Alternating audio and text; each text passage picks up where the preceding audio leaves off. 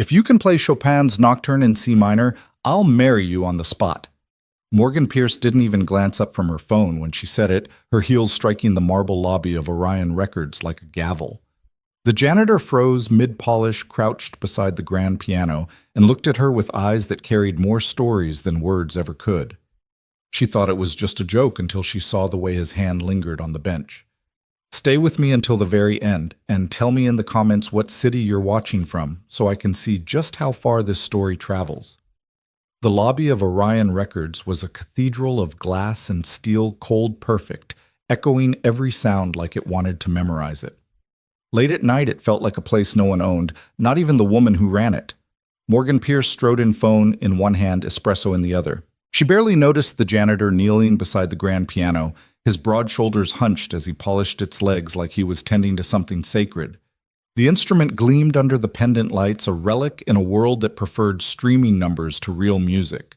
Without looking up, she tossed out the words like they meant nothing.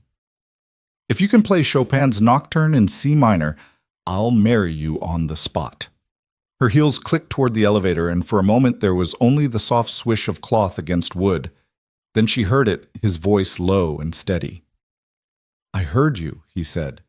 But that's not a piece you play because someone dares you. That made her stop. Slowly she turned. The janitor's eyes were an odd gray-green, steady but unreadable. He didn't move except to fold the cleaning cloth in his palm, each corner aligned with the precision of a soldier folding a flag. So you do know it, she said, eyebrow lifting. He didn't answer, just returned to polishing the quiet between them, stretching until it felt deliberate. Morgan let out a dry little laugh, the kind she used in boardrooms when someone underestimated her. Didn't think so. She didn't understand why she said it. Maybe it was the silence or the absurd romance of that piano gleaming in an empty lobby. Maybe it was the way he looked at the instrument not as office decor, but as if it remembered him. The elevator doors slid open and she stepped inside without looking back. Hours later, when the last badge swipe had cleared the building, Daniel Cross sat on the bench. His fingers hovered over the keys, not pressing, just resting like they were waiting for permission. He closed his eyes. No music came, only the kind of silence that had shape weight and memory. The next morning, Morgan was halfway through her coffee when she caught herself staring across the glass wall of her office at the piano in the lobby. A faint smudge barely there caught the light. She remembered the way his hand had rested there, the stillness in his eyes. Jennifer, she said, cutting her assistant off mid-sentence. Who's the overnight janitor, Daniel Cross? Started 6 months ago, third shift. Why Morgan didn't answer. She just glanced back at the piano and pretended it didn't matter. That night she worked late. The building had that rare kind of quiet you could feel in your bones. Drawn downstairs without knowing why she found him again, kneeling at the piano, polishing the brass pedals. I owe you an apology, she said, stepping closer. He didn't look up. For what?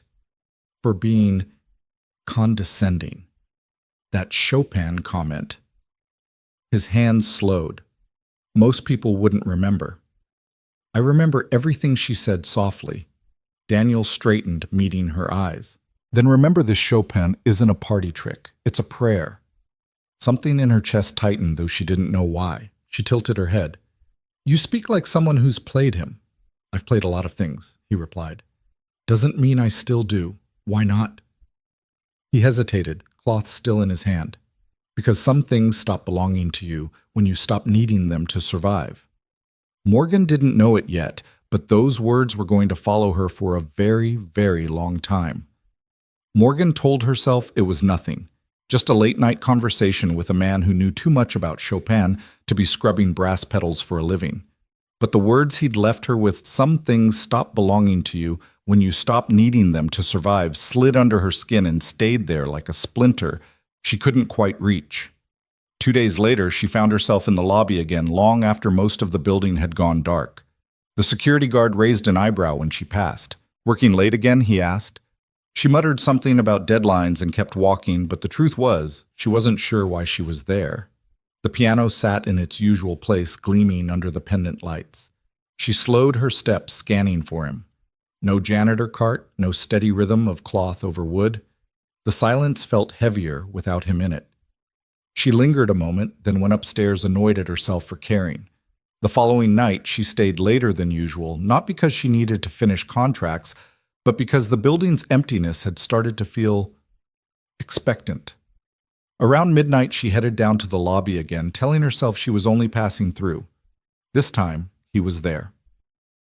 Daniel knelt on the marble floor, polishing the piano's legs with a small, deliberate movement, his head bent as if in prayer. She hesitated, then walked toward him.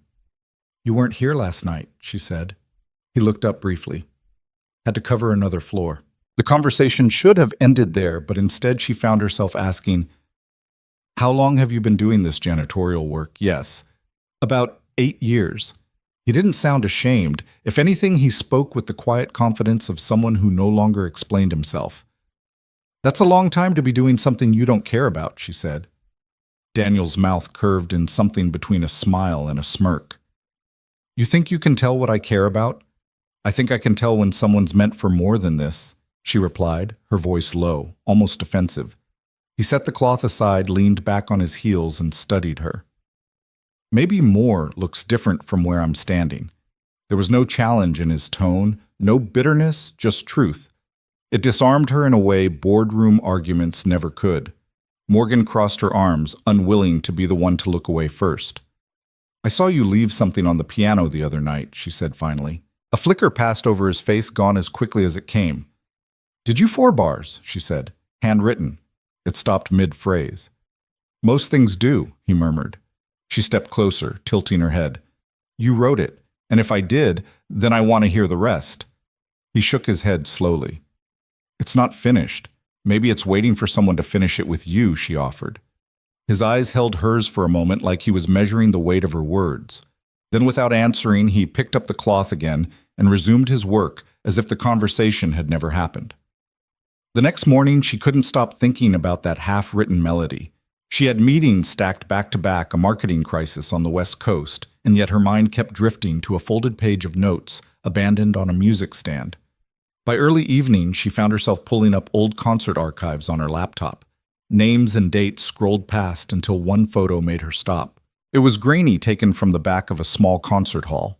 A young man sat at a grand piano posture, straight hands poised over the keys. The caption read, "E. Cross Finalist, St. George Classical Showcase, 2005. Considered a rising star. Disappeared from the circuit in 2009. Her coffee went cold. That night she waited until the building was empty before finding him in the break room rinsing out a rag. "You're not just a janitor," she said from the doorway. He didn't look up. "And you're not just a CEO. I spent 3 hours digging through concert archives," she continued. "You were supposed to be the next big thing, then you vanished." He dried his hands, slowly set the rag on the counter, and finally met her gaze. "You've done your homework. I don't like mysteries in my building," she said. "I'm not a mystery," he replied. "I'm just a man doing his job." "No," she said, stepping closer. "You're a man hiding, and I want to know why." For a long moment he said nothing. Then he leaned against the counter, arms crossed loosely, as if deciding whether she could handle the truth. "You ever lose everything that made sense to you in one moment?" Morgan didn't answer. "You train your whole life to master something." He continued. "You breathe it, sleep it, bleed for it. Then one day it stops being enough, not because you're not good, but because life hands you a new sheet of music and says, 'Play this instead.'" "What was the moment?" she asked. His voice softened. "My wife. Cancer. She passed in the spring of 2009. Our daughter was 2. Morgan felt her throat tighten. "I couldn't tour with a toddler, couldn't teach master classes and still be there when she woke up coughing in the night. I had to choose." "And you chose her," she said quietly. Every time he replied. The silence that followed was not empty, it was weighted with something sacred. "I don't know if I'd be strong enough to do that," Morgan admitted. "You'd be surprised what you're capable of when someone small needs you to survive," he said. She studied him for a long moment. "So you gave it all up?" "I gave up the stage," he said, "not the music." "Where is it now?" His eyes flickered to her, then away. "Mostly quiet. Sometimes it wakes up when she laughs, or when she sleeps. But I don't play anymore." "Why not?" "Because when I sit at the keys, now," he said, "I hear everything I've lost." Morgan stepped closer, her voice steady. You're wrong. You don't hear what you've lost. You hear who you've loved. That's not the same thing. For the first time, something in his expression shifted, not enough to call it a smile, but enough to suggest the ice had cracked. Neither of them noticed how long they stood there in the quiet. The hum of the refrigerator, the only sound between them, until Morgan finally said, "Play it for someone who doesn't know who you are." Maybe that's what we're both missing. Daniel didn't answer, but his eyes held hers in a way that told her he'd heard every word. Morgan couldn't explain why she kept thinking about his words. They had a way of following her, slipping between her thoughts during meetings, echoing when she was alone in the elevator, rising up at night when the city was quiet. You hear who you've loved. It was dangerous how that line could make her feel something she wasn't ready to name. A week passed before the next collision between them. She'd been buried in prep for the upcoming Orion Records Gala, a night of champagne schmoozing and a high-profile performance from a Berlin Philharmonic pianist. The event was meant to be flawless. Then 3 hours before the curtain rose, her phone rang. The pianist had been in a car accident, minor injuries but enough to send him to the hospital. Her event team scrambled for a replacement, calling every agent they knew. The best they could manage on such short notice was a local performer who couldn't arrive until midway through the evening. The board members were already panicking when someone joked, "Didn't you used to play Morgan? Just do the opening piece yourself." They expected her to laugh it off. Instead, she smiled tightly and said, "I'll handle it." Now standing backstage with the Steinway under a halo of light, she realized just how reckless that had been. She hadn't touched a piano in 18 years. 4 hours in a practice room earlier that afternoon had done nothing but remind her how stiff her fingers felt, how uneven her tempo was. But pride is a stubborn thing. It will let you burn rather than bow. She made it through the piece barely. The applause was polite but not warm. She could feel the confusion ripple through the room. Why is she up there? Is she all right? By the time she left the stage, her hands were trembling. She didn't want anyone's pity, so she slipped out a side exit, letting the cold night air cut through her gown like a blade. The staff parking lot was mostly empty. The only sounds the hum of idling vans and the faint thump of music from inside. Then she heard something else, soft, deliberate, fragile as moonlight on water. A piano. The same piece she had just played, but now it breathed. Each note was a heartbeat. Each pause was its own kind of prayer. She followed it to a dimly lit storage bay behind the loading dock. A battered upright piano sat there, clearly dragged out from some corner of the building for decoration and forgotten. Daniel was at the bench, eyes half-closed posture, straight fingers moving with an ease she hadn't seen in anyone for years. She didn't speak. She didn't have to. He knew she was there. She could tell by the way his shoulders changed the slight lift of his head before the final chord faded into the shadows. "I thought you left," he said quietly. "I did," she replied. "Then you played." He rose slowly, brushing imaginary dust from his sleeves. "Bach." She nodded. "My choice tonight." "You rushed the transitions in the middle," he said matter-of-factly. "Your hands got stiff, too much tension in the shoulders. You were listening. You were shouting, 'Morgan,' not playing." The words stung not because they were cruel, but because they were true. She stepped closer. "How did you know the piece I played at once?" he said, after a pause. "For someone who mattered a long time ago." "You're not just a janitor, are you?" she asked softly. "No more than you're just a CEO. We all hide in uniforms." There was something in the way he said it that made her stop breathing for a second. She wanted to ask him why he'd given it up, why he was here instead of in a concert hall. But she already knew. He had told her before life had handed him a different score. "Why are you here?" she asked instead. "Why spend your nights cleaning floors, polishing pianos, hiding backstage?" "Because life is a thief," he said without looking at her. "It takes what you love and leaves you with what you need to survive. And sometimes survival looks like pushing a mop." Her throat tightened. "That's a poetic way of saying you gave up." He turned to her, then his gaze steady. "I didn't give up. I gave everything." There's a difference. She saw it clearly now, the man who could play but had chosen not to. Not because he'd lost his gift, but because someone had mattered more. The thought lodged itself deep in her chest. You should have been on that stage tonight, she said. It wasn't my place, he replied. Then where is your place, she asked, taking a step closer. He hesitated, something flickering behind his eyes. Grief, maybe, or something older. My place is beside the person who needs me most. She didn't know what to say to that. For a moment, they just stood there, the dim light casting their shadows across the battered piano. She thought of all the prodigies her label had signed, all the gifted performers who chased fame like oxygen. And here was a man who had played something she couldn't forget, and then walked away like it was nothing, or maybe like it was everything. That night she couldn't sleep. Her penthouse felt too large, too silent. She found herself searching through old databases, concert programs, anything that might connect Daniel Cross to the music world she once knew. Aside from that single photo and a few brief mentions, it was as though he had vanished without a trace. The next evening, long after most of the office had gone home, she returned to the lobby. The piano sat untouched under the low lights. She lowered herself onto the bench, letting her hands hover above the keys. The first notes came out halting, fragile. She stumbled over rhythms, stopped twice, then started again. She was halfway through when another set of hands joined hers, not intruding, just filling in where she faltered. She didn't look up. She didn't need to. They played together, weaving a melody from half-remembered scales and uncertain harmonies.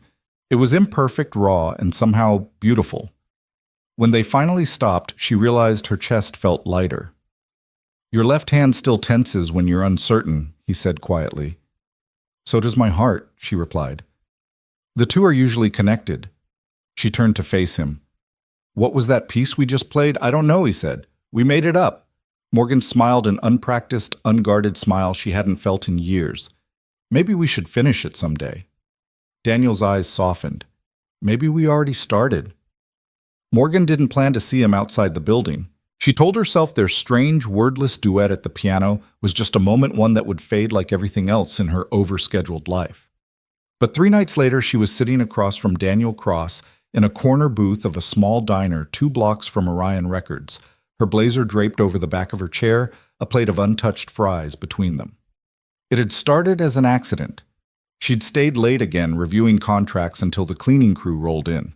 Lily, his daughter, had been waiting near the lobby, coloring quietly while Daniel finished his shift. Morgan had never seen her before, brown curls escaping a loose braid knees swinging from the bench as she hummed to herself. When Daniel came back to get her, Lily had looked up and said, "Are you coming to dinner with us?" so matter-of-factly that Morgan almost laughed. "I don't," she began, but Lily had already slipped her small hand into hers and pulled her toward the door. And somehow Daniel hadn't stopped her. Now the 3 of them sat in a booth with mismatched cushions, Lily working her way through a grilled cheese while Daniel sipped black coffee. He wasn't a man who filled silences unnecessarily, but this one felt different. "She's got your eyes," Morgan said quietly. Daniel glanced at Lily, a faint smile tugging at the corner of his mouth. "She's got her mother's stubbornness." Lily looked up at them, sensing she was part of the conversation, but not quite catching the meaning. "I'm not stubborn. I'm determined." Daniel chuckled, and Morgan felt the sound settle into her chest in a way she hadn't expected. After dinner, Lily insisted she wanted to show Morgan something important. Daniel didn't argue, just led them through narrow streets until they stopped in front of a modest apartment building. Inside the hallway smelled faintly of cinnamon and old books. The apartment itself was small but warm, the kind of place where nothing was expensive, but everything had a purpose. The upright piano sat beneath the living room window, sunlight pooling over its worn keys. Framed sheet music lined the wall above it, and a second-hand bookshelf sagged under the weight of classical scores and children's books. Lily ran ahead, pulling a thick folder from the shelf and carrying it to the couch. "These are Daddy's songs," she announced proudly. "Well, most of them. He says the rest are sleeping." Morgan raised an eyebrow. "Sleeping?" Daniel rubbed the back of his neck. "Unfinished ideas, melodies I never chased down." She took the folder, gently flipping to the first page. Notes spiraled across the staff like a thought half-formed, ending abruptly mid-phrase. "You wrote this a lifetime ago," he said. "It's beautiful," she murmured, tracing the final measure with her fingertip. "But it stops too soon." "So did a lot of things," he replied, his voice softer now. The silence that followed wasn't uncomfortable. If anything, it felt charged, like the air between them had grown heavier without either of them moving. Lily climbed onto the bench and pressed one of the low keys, letting the note hum through the room. "That's my favorite one," she said. "When I was little, Daddy played at night when he thought I was asleep. I always listened." Morgan glanced at Daniel. His jaw was tight, but he didn't look away. "You play too?" she asked Lily.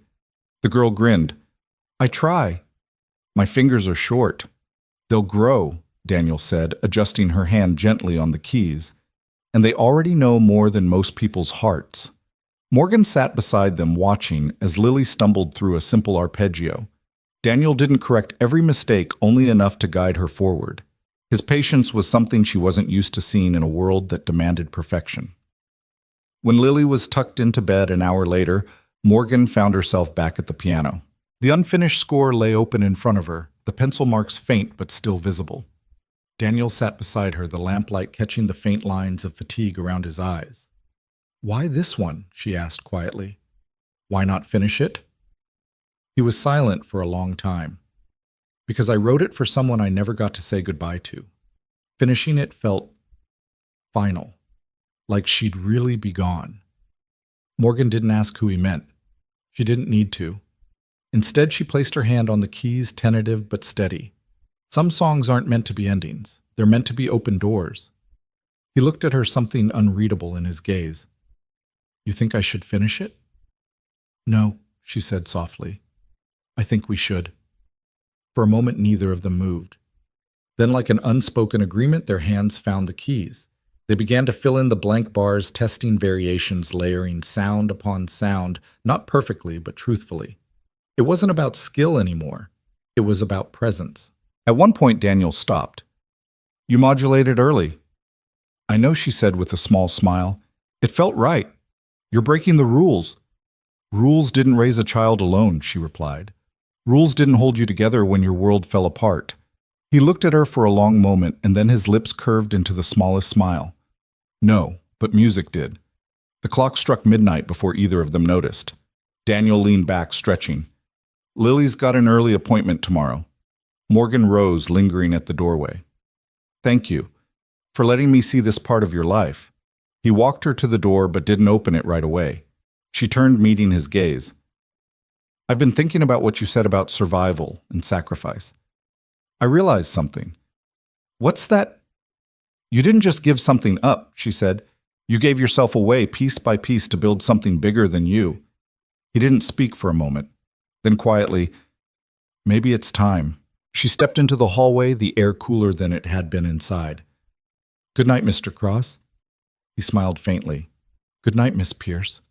The door closed between them, but the echo of the melody they'd begun still hummed in her head, soft and insistent, like it wasn't finished with either of them yet. Morgan had told herself she would let a few days pass before seeing him again, but life had other plans. It came in the form of a shaky phone video sent to her by a junior marketing assistant with the subject line, "You need to see this." She opened it, expecting some internal PR mishap, maybe a leaked artist contract. Instead, she saw herself sitting at the Orion lobby piano under low pendant lights, her hands drifting across the keys, Daniel beside her weaving in a quiet harmony. No words, no audience, just music. The caption read, "When the janitor plays a duet with the CEO and the piano remembers." The clip was only 38 seconds long, shot through the glass wall of the security booth. But the intimacy was undeniable. She could almost feel the stillness in the room, the way their eyes had met for just a moment before they returned to the keys. Her phone buzzed again. Jennifer, her assistant. It's circulating through internal Slack threads, social media. "Even Reddit has a thread about it," she said, her voice low and cautious. Morgan forced her tone to stay even. "How many views?" "Over 200,000 from private shares alone. The algorithm picked it up this morning." And the comments, Jennifer hesitated. Some supportive, most speculative. Office gossip, power dynamics. "You know how these things go."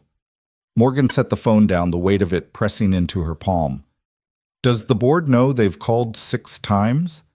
Richard left a message asking for a frank conversation tonight. By the time she found Daniel, the video had already reached him. He was in the staff stairwell, wiping down handrails with practiced precision. He didn't look up when she walked in. "I was wondering when you'd come," he said. She held up her phone. "It's everywhere." "I know, you knew someone recorded us. I found out this morning. Someone in payroll winked at me and said, 'Nice duet, maestro.' I thought he was joking." "This isn't funny, Daniel," she said sharply. "No, it's not." She stepped closer, lowering her voice. "They're turning this into something it's not. Turning you into something you're not. They're saying you're using me. Or that I'm manipulating you. That you're some PR project I took on to fix my public image." He finally met her eyes. "And what do you think it is?"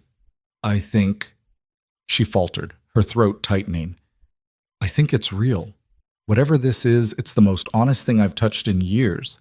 His gaze held hers, searching for something. "Then why do you look like you're already running from it?" "Because I know how this ends," she admitted. "Tell me." "They'll drag my name through the mud, question my judgment, my leadership, everything I've built." "You think I don't know how that feels?" He said, his voice sharpening. "I gave up the only thing I was ever praised for. I vanished so my daughter could breathe. You think I don't know what it means to watch your life dissolve?" She looked away. "I didn't ask for this." "No," he said quietly, "but you played for it. You showed up for it, and now you want to hide. I'm trying to protect you." "No," he replied. "You're trying to protect your image, and you're using me as the reason to retreat." The words landed like a slap. He didn't flinch. "When was the last time you stayed in something messy?" "Morgan," he asked. "Something you couldn't script, couldn't schedule, couldn't control." She opened her mouth, then closed it again. "That's what I thought he said." She wrapped her arms around herself like armor. "You have no idea the pressure I'm under." "You're right," he said. "I just know what it feels like to be left standing when someone walks away." Her voice was quieter now. "Is that what you think I'll do?" "I don't think it," he said. "I see it." The next morning, the trade headlines hit Power Ballad, or Power Imbalance. Orion Records CEO Morgan Pierce caught an intimate moment with Janitor. Inside headquarters, whispers followed her down every hallway. She didn't need to hear the words to know their shape. By 4 o'clock, she was in the boardroom 20 minutes early for the meeting she knew would decide everything. The faces around the table were familiar, but their expressions had hardened into polite masks. Richard Quinn, her uncle and the board's chairman, entered last. "We need to address the optics," he said without preamble. "We'll issue a statement clarifying your relationship with Mr. Cross as non-romantic and outline our zero-tolerance policy moving forward." She met his gaze. "It is romantic." The silence that followed was thick enough to choke on. "I'm not going to lie to make you comfortable," she continued. "I sat at that piano because I felt something real. I'm not ashamed of it." "This could cost the company millions," Richard warned. "Then maybe we should ask why we've built something so fragile that a single moment of humanity can shake it." "You're making a mistake," he said. "No," she said quietly. "For once, I'm choosing something else." That night, she walked out of the building alone. No entourage, no press statement, just her in the city air. Her phone buzzed a message from Daniel. "We lost something today, didn't we? Or maybe we finally stopped pretending we never had it." Her reply came before she could second-guess it. "I don't want to lose you." His response was instant. "Then don't." But when she knocked on his apartment door the next evening, there was no answer. A neighbor poked her head out, curious. "He left a few hours ago. Said something about the hospital." Morgan didn't wait for details. For the first time in years, the woman who had built an empire ran. The hospital's fluorescent lights felt harsher than usual, buzzing faintly overhead as Morgan pushed through the double doors of the pediatric wing. The air smelled faintly of antiseptic, and something else, fear maybe, or the way time itself seemed to hold its breath in places like this. Room 312's door was cracked. She paused, hearing nothing but the steady beep of a heart monitor, then eased it open. Daniel was seated beside the bed, his hand wrapped protectively around a much smaller one. Lily lay pale and still against the white sheets, her chest rising with shallow effort. Thin tubes framed her face, and a stuffed bear rested under her arm. Daniel's other hand covered his eyes. his shoulders tight with the kind of tension that didn't come from hours. It came from years. "Daniel," she said softly. He looked up. His face was hollowed, his voice almost unrecognizable. "How did you know I was here?" "Your neighbor," she replied. "You didn't answer my text." "Sorry," he murmured. His gaze fell back to Lily. Morgan stepped closer, her throat tightening at the sight of the little girl. "How is she critical?" he whispered. The attack hit harder than usual. Her oxygen dropped so fast they had to intubate before I could even process what was happening. "Is she awake?" She was. She kept asking for the song, the one we were writing together. His voice cracked. "I promised I'd finish it for her, but I... He swallowed hard. "I couldn't." Morgan reached for his hand, her own fingers cold. "Then we'll finish it now." He looked at her, tears threatening but refusing to fall. "You think she'll hear us?" "I think love travels," she said, "even through glass and wires and beeping machines, especially then." They sat side by side, no piano between them, just Lily's blanket beneath their hands. They tapped the rhythm softly into the fabric, humming the melody they'd been building together, Daniel's low harmony weaving around her softer thread. The hospital seemed to fade until there was nothing left but the two of them and the little girl lying between them. Halfway through, Daniel's voice, rusty from years of silence, began to sing. The sound was rough, but it carried a truth that made Morgan's eyes sting. She joined him without thinking, their voices finding each other in the small, sterile room. When they finished, there was no applause, no audience, just the faintest twitch of Lily's fingers against Daniel's palm. She heard as Morgan whispered, her lips trembling into a smile. A few hours later, a doctor came in, expression measured but kind. "Her vitals are stabilizing. The medication is helping, but this isn't sustainable long term. She'll need more advanced treatment." "Likely out of state." Daniel straightened. "How long do we have?" "A few weeks, maybe less, if another episode hits before her system recovers. You should prepare." When the door closed, the silence that followed felt heavier than any words could fill. Daniel leaned against the wall, his voice low and raw. "I can't afford Boston. I can't even afford a second ER visit." Morgan stepped forward. "Then let me help." "I can't ask you for that." "You didn't ask," she said. "I'm offering." His eyes searched hers, pain flickering in every line of his face. "Do you know what it feels like to have your dignity measured in invoices?" She reached up her hand, brushing his cheek. "Do you know what it feels like to have money and still feel useless?" That stopped him. "I've sat in boardrooms making million-dollar decisions while my soul begged for something real." She continued softly. "Don't rob me of the chance to finally give something that matters." He didn't answer with words. Instead, he pulled her into an embrace, fierce, silent, uncalculated. Not romantic in that moment, just human. Two people holding each other at the edges of fear. The next day, Morgan cleared her schedule without hesitation. She called every contact she had in pediatric cardiology, leaned on old favors, and donated anonymously to the hospital foundation to fast-track Lily's transfer. But she didn't just sign checks. She sat with Lily, told her stories about women who wore crowns and fought dragons, read her music notes like fairy tales, and brought coloring books and noise-canceling headphones so the constant beeping wouldn't wear her down. Slowly, the room began to smell less like fear and more like crayons paper, and the faint trace of cinnamon from the tea Daniel always brewed in the corner. 3 days later, the call came. Lily was approved for transport to Boston Cardiac Center. The specialist team would take her within the week. That evening, Morgan returned to Orion Records for the last time. The board had already made their decision. They called it a mutually agreed transition. She called it the price of honesty. Her office, once a fortress of ambition, felt strangely hollow as she packed a single box, some framed photos, a worn leather notebook, and tucked under her arm Daniel's old composition folder. Jennifer appeared in the doorway holding a manila envelope. "These came in the mail today." Morgan frowned. "What is it, fan letters?" "From people who saw the video." She hesitated before opening the envelope. The letters were handwritten, some typed, some scribbled on scraps of paper. They didn't mock. They didn't speculate. They spoke about how the music had made them feel again, about memories of parents long gone, about holding on to something fragile and worth loving. Morgan smiled faintly. "Then maybe I finally did something worth the noise." She left the building without fanfare, without a speech. Just a woman with a box in one hand and someone else's unfinished song in the other. The next time she saw Daniel, they were standing outside the ambulance that would take Lily to Boston. Lily looked small in her coat, but her smile was steady, her eyes bright. "Miss Morgan," she said, tugging on her sleeve, "will you come visit me after I get my new heart?" Morgan knelt, looking her in the eye. "I'll be there the day it starts to beat." Lily leaned closer, whispering, "Bring the music." Daniel stood a few feet away watching the exchange.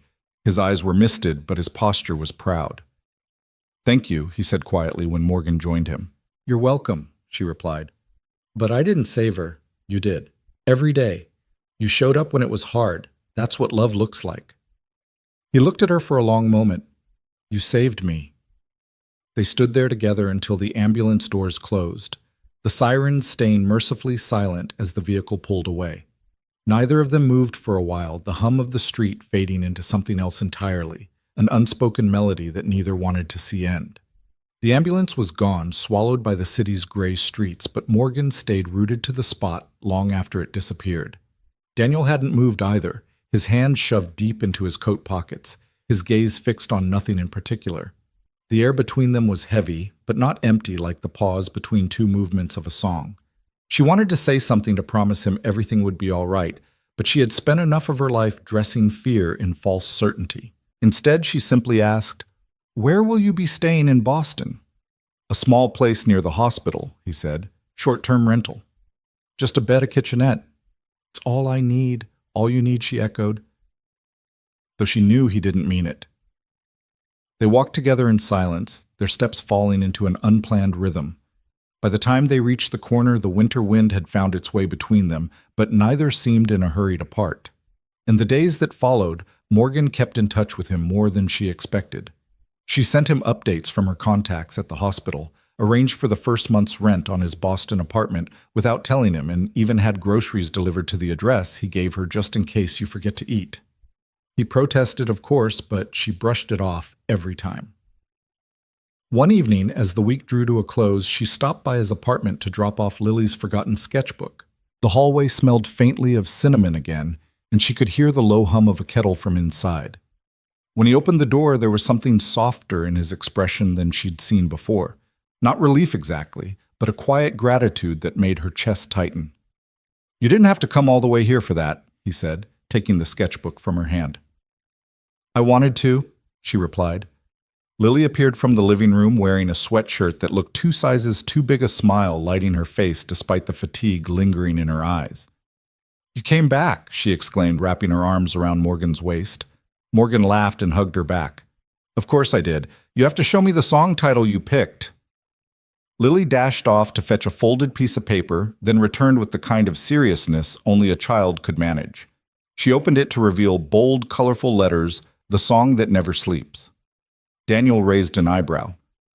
"Her naming skills are dramatic." "No," Morgan said, smiling.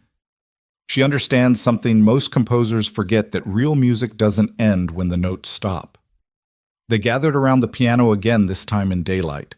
Lily climbed onto the bench, her posture surprisingly poised, fingers resting lightly on the keys. Daniel adjusted her wrist with the care of a craftsman, his voice low as he asked, "Ready?" She nodded and began, her left hand carrying a rhythm slightly off the expected pattern. Morgan tilted her head. "You hear that? She's playing in 3s, not 4s. Lily gave a small shrug. "It's just there if you listen with your eyes closed." Daniel grinned. "She's got what the teachers used to call an absolute ear, knows when a note is even a quarter tone sharp." Morgan crossed her arms, watching the little girl work through a broken arpeggio like she was unlocking a map only she could see. "You didn't tell me she was gifted." "She's not a trophy," Daniel said. "She's just Lily." Morgan met his eyes. "That's the most beautiful thing a parent can say." After practice, Lily curled up on the couch with a sketchpad drawing pianos with wings and music notes shaped like hearts. One of the figures was a woman with flowing red hair wearing a crown. Across the top in large letters it read, "Queen Morgan." Morgan laughed when she saw it. "I've never been royalty before." "You wear high heels like a queen," Lily said simply. Daniel came in with 2 mugs of tea, setting them down with a quiet smile. "She only calls people queen when they make her feel safe." Morgan blinked. That's a high compliment. She doesn't say it often, he said. His voice was even, but there was a shadow behind it. Lily looked up from her drawing. I used to call Mommy that too. The room went still, not awkward, but reverent. Morgan sat beside her and brushed a strand of hair from her forehead. She sounds like someone who left a lot of love behind. She did, Daniel said from the doorway. His voice wasn't broken, but there was an ache in it softened only by time. Later, when Lily went to her room for a nap, Morgan wandered to the bookshelf. Her fingers traced worn bindings, old concert programs, photographs of park days and birthday cakes. One book caught her attention, a faded journal with a red ribbon marking the middle. She opened it to find pages of music, but also words. Lyrics raw and unpolished, with notes scribbled in the margins. A single phrase repeated again and again in different corners of the pages. What we lose becomes what we love deeper. You wrote lyrics too, she said, turning toward him. Daniel, standing by the kitchen counter, nodded without looking up. You should finish these, she urged. I wrote them when Sarah was in the hospital, he said, his voice low. I couldn't fix her body, but I tried to give her a lullaby strong enough to stay behind. Morgan's throat tightened. Did you ever sing it to Lily once? She cried. Said it sounded like goodbye. Morgan closed the journal gently. Maybe now it could sound like home instead. He didn't answer right away. The kettle whistled softly, steam curling into the air between them. Finally, he said, She's getting worse. More attacks lately. Shorter breath. Her color fades faster. The doctors are talking about options, but I can't afford them. Morgan didn't reach for her checkbook. She didn't launch into solutions.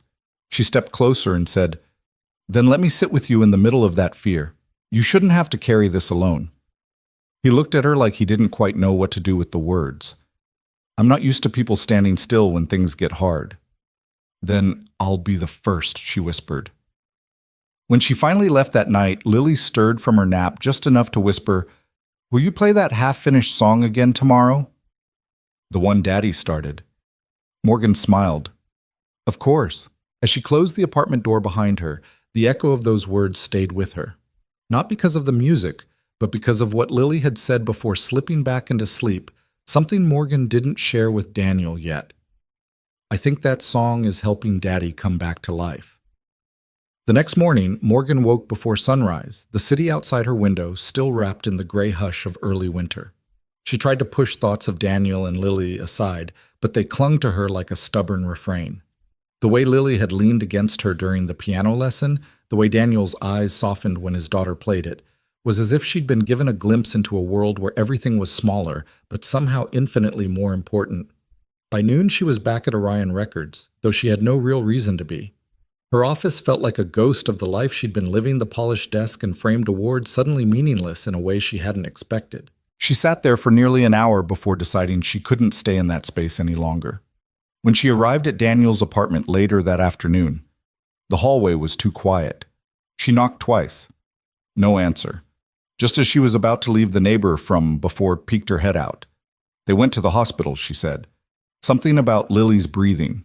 Morgan didn't even thank her before she was already moving. At the hospital, she found them in the pediatric wing again, room 312. Daniel sat slouched in a chair, elbows on his knees, his face in his hands. Lily was propped up in bed, pale and small, her breaths coming in shallow pulls. What happened? Morgan asked, her voice low as she stepped inside. Daniel lifted his head, exhaustion etched deep into his features.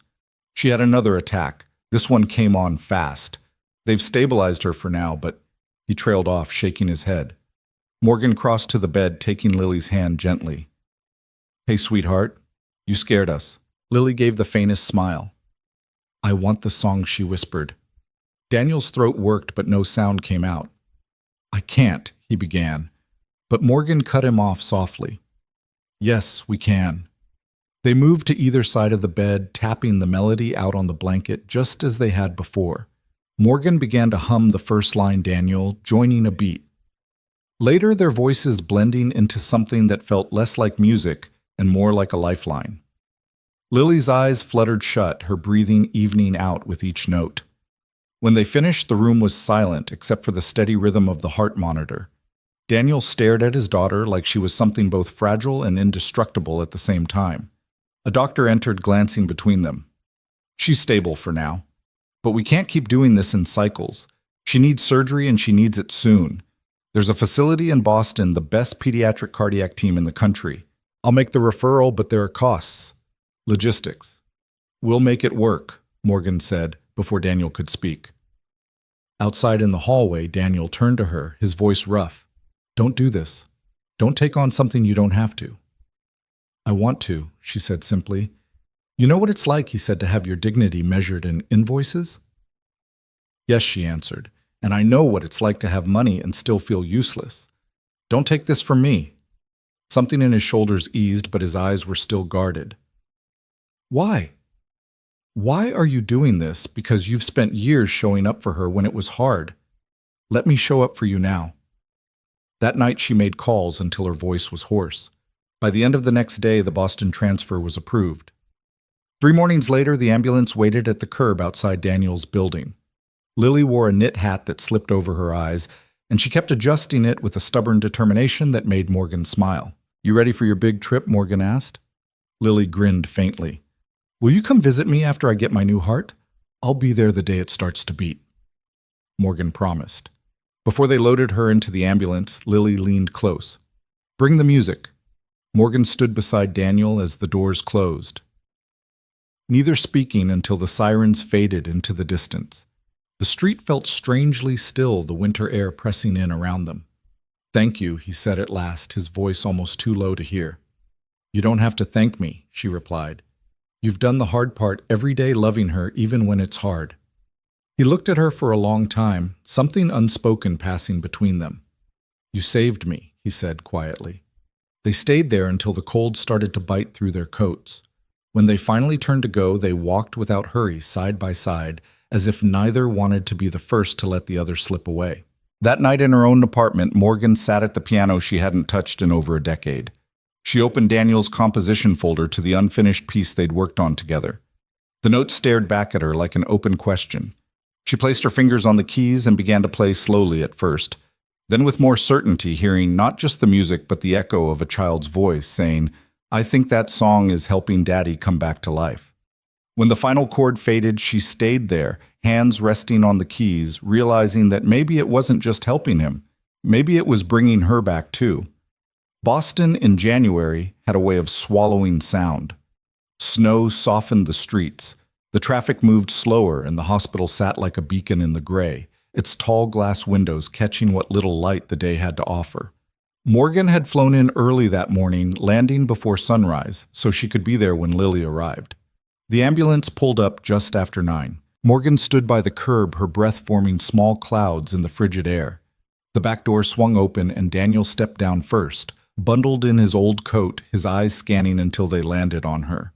You didn't have to come this soon, he said, though his voice carried the faintest note of relief. I told her I'd be here the day she got her new heart, Morgan replied. I keep my promises. Lily was next, her knit hat pulled low over her forehead, the same one she'd worn when she left New York. Her smile broke through the cold as soon as she saw Morgan. You made it.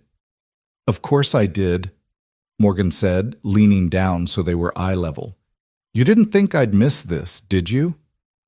Inside the hospital, air was warm and too clean, the faint smell of disinfectant clinging to everything. They followed a nurse through winding hallways to a private pediatric room. Morgan set Lily's sketchbook on the bedside table before she even took off her coat. I brought the music, she said. Lily's eyes lit up. Good. We have to finish it before the surgery. Morgan glanced at Daniel, but he was already pulling the composition folder from his bag. He laid it open on the small hospital desk, smoothing the creased pages with hands that trembled only slightly. For the next hour, the three of them worked through the melody in hushed voices, Lily tapping rhythms on the blanket while Daniel and Morgan debated soft phrases versus sharp ones. Every so often, Daniel would stop mid-thought to glance at the monitor above Lily's bed, and Morgan would catch the flicker of worry he tried to hide. When a nurse came in to check Lily's vitals, Daniel stepped into the hallway. Morgan followed, leaning against the wall beside him. She's stronger than she looks, Morgan said quietly. I know, he replied. But she's tired, Morgan. More tired than she lets on. Morgan's instinct was to reach for his hand, but she didn't. Not yet. Then we make sure she knows she doesn't have to carry this alone. He gave her a long look, something unspoken in his eyes. You've already done more than I could have asked for. That's the point, she said simply. The next few days passed in a blur of tests, consultations, and waiting. Morgan stayed in a small hotel 2 blocks from the hospital, though she spent more time in Lily's room than she did in her own bed. She brought coloring supplies, puzzles, and once even convinced the head nurse to let her roll a portable keyboard into the room so they could keep working on the song. One night after Lily had finally fallen asleep, Daniel and Morgan found themselves alone at the small table in the corner. The only light came from the hallway spilling through the cracked door. You know, he said after a long silence, when I stopped playing, I thought I was protecting her, protecting myself. But now I'm starting to think I was just hiding. Morgan's voice was steady but soft. Maybe you were, but maybe it was the only way you knew how to survive back then. He shook his head slightly. And you, what are you hiding from? She looked down at her hands. I thought if I just kept moving, building, fixing, winning, I could outrun the parts of me that were afraid to be seen. But then you and Lily, you didn't let me hide. They sat in that quiet for a while, neither needing to fill it. The following morning, Morgan walked into the hospital cafeteria to find Daniel hunched over a paper cup of coffee staring at his phone. She slid into the seat across from him. What is it? She asked. You're bored, he said without looking up. They're making statements, spinning the story. Morgan didn't even flinch. Let them. You're losing everything you built, he said, and this time there was no accusation in his tone, only worry. She met his eyes. Then maybe it wasn't worth what it cost me to keep it. He studied her for a long moment before nodding once. You've changed. Maybe I just remembered who I was before I started counting wins instead of moments. That evening, Morgan arrived at Lily's room to find the girl sketching intently, her tongue poking out in concentration. She held up the paper proudly when Morgan walked in. It's us, Lily explained. On stage. Daddy's playing and you're singing, and I'm the conductor. Morgan laughed, but there was a lump in her throat. I like the sound of that. Lily's surgery was set for the following morning. The night before, Morgan stayed later than usual. Daniel sat in the chair beside the bed, half asleep, his hand wrapped around his daughter's. Morgan stood at the foot of the bed, watching them both, the low hum of the machines filling the silence. When Daniel opened his eyes, she spoke quietly, so as not to wake Lily. I don't know what happens after tomorrow, but I'm not going anywhere. He gave her a look that was part exhaustion, part gratitude, part something neither of them could name. I believe you, he said. For the first time, she realized she wanted him to.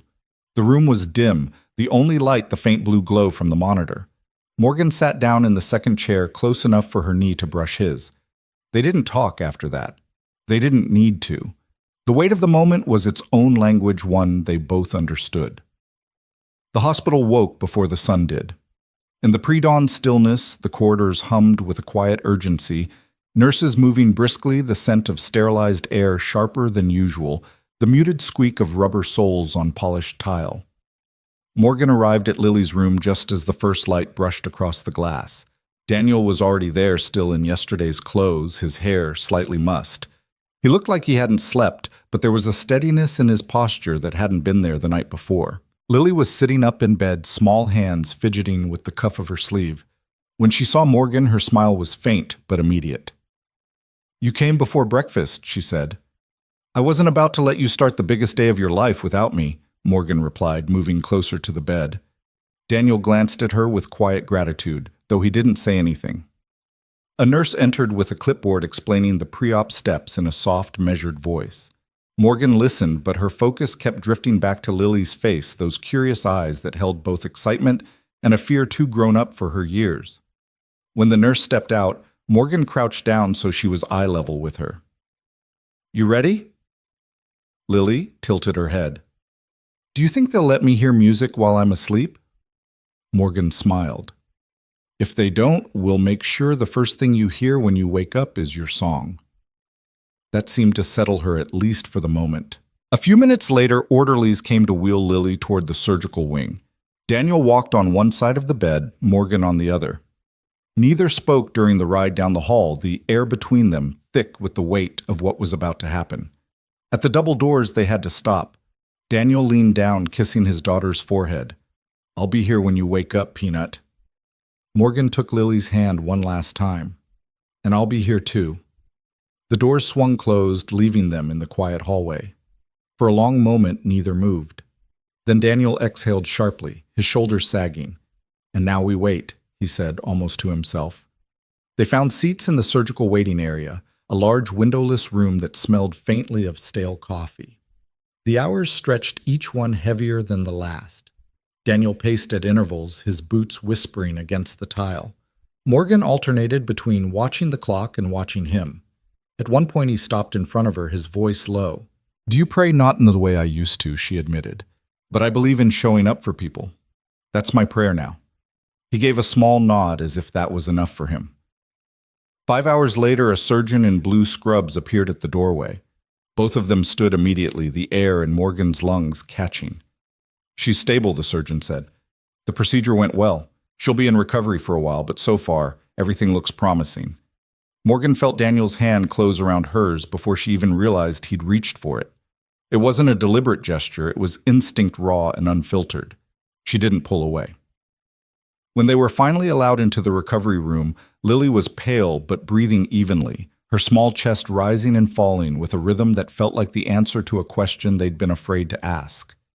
Daniel sat at her side, his hand covering hers, while Morgan stood just behind him. "She's gonna be okay," Daniel murmured, as if saying it out loud might make it more true. Morgan reached forward, brushing a stray hair from Lily's forehead. "Told you we'd be here." Over the next few days, recovery became its own slow song. Lily regained color in her cheeks, her voice stronger each morning. Daniel stayed close, rarely leaving the room, and Morgan kept a steady presence, bringing fresh clothes, coaxing both of them to eat, filling the space with quiet conversation when the hours got long. One afternoon, while Lily napped, Daniel turned to her. "When this is over, when she's fully healed, I want to finish that song, not just for her, but for us, for everything that's happened." Morgan met his eyes, a warmth settling in her chest. "Then we'll finish it." They fell into a comfortable quiet, the kind that didn't need to be filled.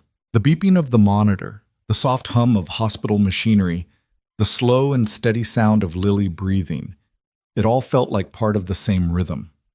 And though neither of them said it aloud, they both knew that the music they would write next wasn't just about the notes.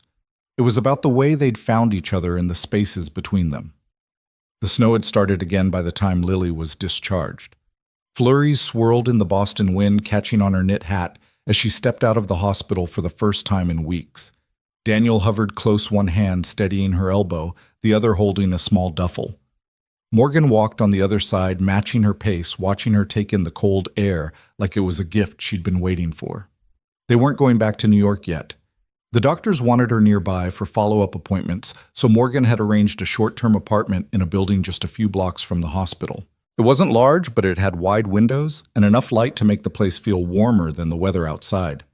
That first evening there, Lily insisted they set the keyboard up near the biggest window. "The snow makes the music sound better," she explained, already pulling out the composition sheets. Daniel smiled, a rare one that reached his eyes.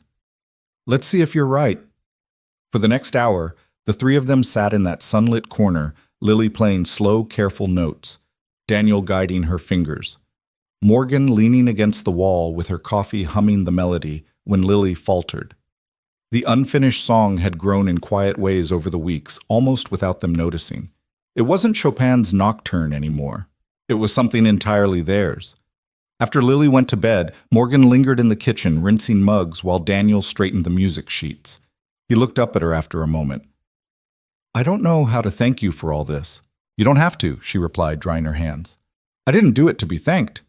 He hesitated, then said, "Still, you changed everything, for both of us." Morgan's gaze softened. "You changed me too, Daniel. I didn't think I needed anyone. Turns out I was wrong." They stood there for a moment, the only sound the low hum of the radiator. The next morning, Lily's follow-up went well. The cardiologist was pleased with her progress, and for the first time in months, Daniel walked out of a doctor's office with his shoulders relaxed. Morgan caught the look on his face and smiled. Feels different when they give you good news, doesn't it? He chuckled quietly. Like I can finally take a full breath. They celebrated that night with takeout from the small Italian place down the street. Lily ate half her pasta before leaning back and declaring, "When we go home, I want to have a concert. For everyone who helped us." Daniel raised an eyebrow. "Everyone." "Everyone," Lily repeated, eyes shining. "We'll play the song. The whole song." Morgan laughed. "I think that's the best idea I've heard in a long time." Over the next week, the apartment filled with more music than conversation. Lily grew stronger each day, her fingers more confident on the keys. Daniel played alongside her sometimes, but Morgan noticed that more often he'd just listen. Really listen, like he was trying to memorize the sound of his daughter's joy. One night, after Lily had gone to bed, Daniel stayed at the piano, running his hands over the keys without pressing them. Morgan joined him, sitting on the bench beside him. "Remember when you told me some things stop belonging to you when you stop needing them to survive?" she asked. He nodded slowly. "Maybe she said some things come back when you realize you were never supposed to let them go." Daniel's eyes met hers, and for a heartbeat the air between them felt charged with something unspoken. But neither moved. Neither broke the moment. Instead, he smiled faintly and began to play a soft, tentative run of notes that would grow into the next part of their song. Morgan stayed there listening until the snow outside blurred the edges of the city lights, and the only thing left in the room was the music. By the time spring found its way to Boston, the snow had melted into narrow streams along the sidewalks, and the air carried that first hint of warmth that made people linger outside a little longer. Lily's cheeks had color now, her step steady, her laughter quick to rise. The follow-up appointments had shifted from tense silences to nods of approval, and with each visit, Daniel seemed to stand taller. It was Lily's idea to hold the concert in the small community hall near the apartment. She'd been talking about it since the night she declared her plan over a plate of pasta, and Daniel, reluctant at first, had finally agreed when she looked at him with those wide, determined eyes. Morgan handled the details, reserving the space, setting up chairs, arranging for a small sound system. She even called the pediatric nurses to make sure they knew they were invited. On the night of the concert, the hall was filled with more people than Daniel had expected. Neighbors from both Boston and New York staff from the hospital, even a few familiar faces from the building where they used to live. The room smelled faintly of coffee and baked goods from a table near the back, where Lily had insisted on setting up snacks for after. Backstage, though, it was really just a corner of the hall, separated by a curtain. Lily sat on a folding chair, her small hands clasped in her lap. She looked up at Daniel. "Do you think they'll like it?" "They'll love it," he said without hesitation, crouching down so they were eye level. "Because it's yours." Morgan appeared with a warm smile. "And ours," she added, holding up the final sheet of music they'd been working on for weeks. When it was time, Lily walked to the piano at the center of the room. The applause that met her was soft but full, the kind of sound that carries warmth more than noise. Daniel sat beside her on the bench, and Morgan stood at a microphone a few feet away, ready to hum the harmony. The first notes were tentative, as if they were testing the air, but soon the melody grew threading through the room with a quiet strength. It wasn't the Chopin piece anymore. It was theirs, a patchwork of late nights, hospital rooms, snow-lined sidewalks, and the stubborn kind of hope that refuses to quit. Daniel's hands moved over the keys with a grace he hadn't shown in years, his gaze flicking to Lily every few measures. Morgan's voice slipped in like a ribbon, weaving through the music, lifting it higher without ever overpowering it. People in the audience leaned forward, drawn into something they might not have understood completely, but could feel down to their bones. When the last chord faded, there was a heartbeat of silence before the applause rose loud, sustained, unguarded. Lily's smile was wide enough to light the room on its own. She hopped down from the bench and wrapped her arms around both Daniel and Morgan at once. "We did it," she whispered. Afterward, people milled around, offering hugs and congratulations. A nurse from Lily's surgical team told Daniel she'd never seen a patient bounce back so fast. A neighbor pressed a small bouquet of daffodils into Lily's hands. As the crowd thinned, Daniel found Morgan by the piano, stacking sheet music back into its folder. "You know," he said quietly, "if you hadn't walked into our lives that day in the hallway, None of this would have happened. Morgan looked up at him, her expression unreadable for a moment. Then she said, "And if you hadn't let me in, I'd still be chasing things that never would have filled me." They stood there, the hum of conversation fading as the last of the guests filtered out. Lily was at the snack table happily unwrapping a cookie, and for the first time in a long time, Daniel felt the shape of his life settle into something that felt right. When they stepped outside, the evening air was cool, the sky streaked with the last blush of sunset. Lily walked ahead of them, skipping every few steps, the daffodils bobbing in her hand. Daniel glanced at Morgan, catching her watching his daughter with an expression that was part pride, part tenderness, part something deeper she hadn't yet said out loud. "She's going to be okay," he said more to himself than to her. Morgan's gaze shifted to him. "So are you." They walked in silence for a while, their steps falling into an easy rhythm.